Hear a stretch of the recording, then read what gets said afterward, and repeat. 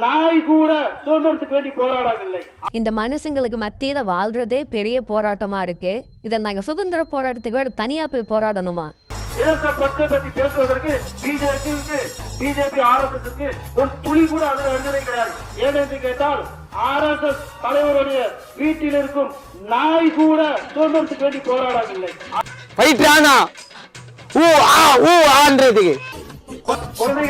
குழந்தைகளே நீங்களா கேள்வி ரொம்ப பேர் தான் பண்ணிட்டு இருக்கோம். பெரியவங்களுக்கு வேண்டி சொல்லல, குழந்தைகளுக்கு வேண்டி. சரிங்களா?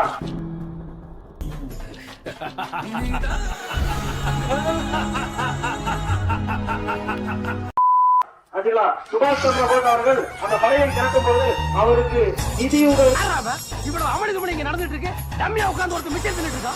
இளமையை தொலைத்து சிறைச்சாலை சென்று சிறையில் வாடி நமக்கு மிகவும் சிரமப்பட்டு இந்த சுதந்திரத்தை பெற்றுக் கொடுத்தார்கள். அதன் ஒரு தொடர்ச்சியாக சுபாஷ் சந்திர போஸ் அவர்கள் தேசிய படை ஒன்று தயார் செய்யும் பொழுது INA என்று சொல்வார்கள். தேசிய படை ஒன்று தயார் செய்யும் பொழுது அவருக்கு நிதி உதவி பற்றாக்குறையாக இருந்தது.